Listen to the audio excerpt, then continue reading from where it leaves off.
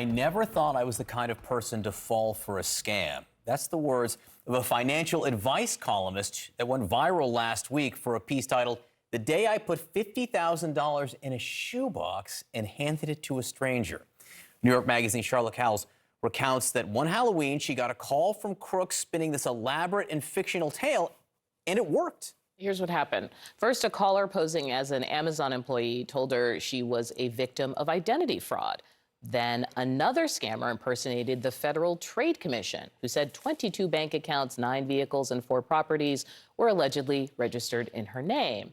And then finally, someone claiming to be a CIA investigator convinced her to withdraw tens of thousands of dollars from her bank account and hand it to them for safekeeping.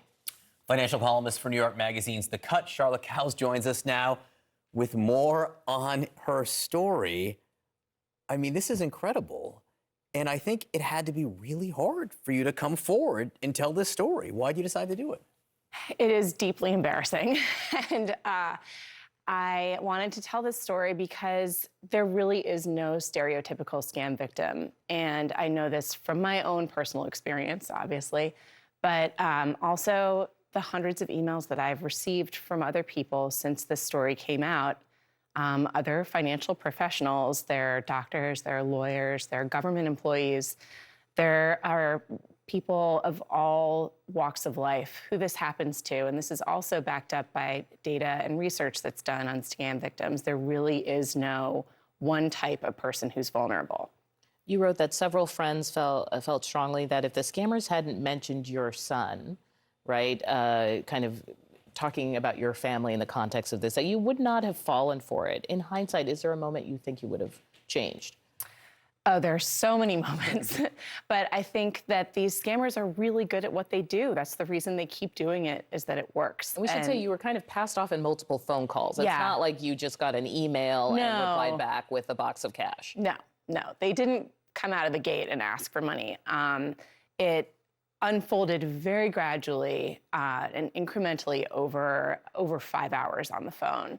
And I think that what these people do is they're very good at targeting people, figuring out their one specific vulnerability. Everyone has one, at least, and then exploiting that. And for me, it was my family.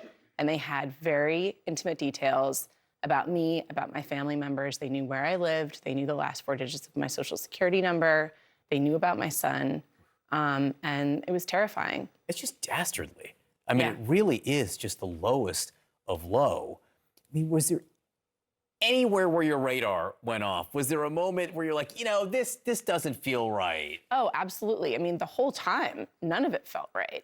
But the tiny chance that what they were saying was actually true was terrifying enough that I was willing to cooperate. And the things that they were threatening were so terrifying that, you know, that tiny voice that says, what if they're right? That was enough to make me listen and stay on the phone with them. One of the things that struck me about this story is the isolation of it. When it's happening to you and also afterwards, we're hearing about like sextortion with teen boys. We're hearing about all kinds of other scams that really seem to point to people feeling like they had nowhere to turn. You're married, you had a family. Can you talk about that instinct to not reach out for help? Absolutely. There's actually a name for this. It's called blocking the exits.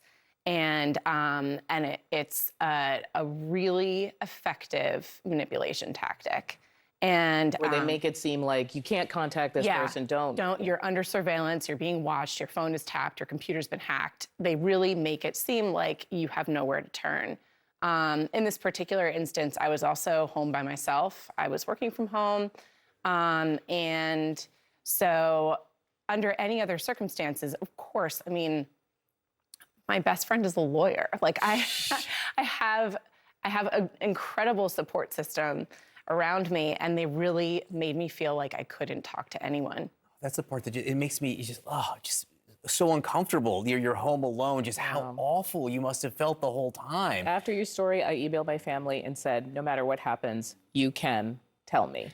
So help us through this. I mean, what does everyone who's watching this need to know that they have to do if they start going down a road like this? Yeah, absolutely. So I think the first thing is that you can never really prepare for how you're going to react when someone threatens your family.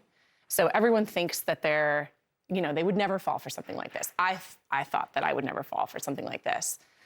So the best way that you can prepare is to think of a couple of people who you can trust, who you would reach out to in a situation like this, and then think of the ways that you would get off the phone if you really had to.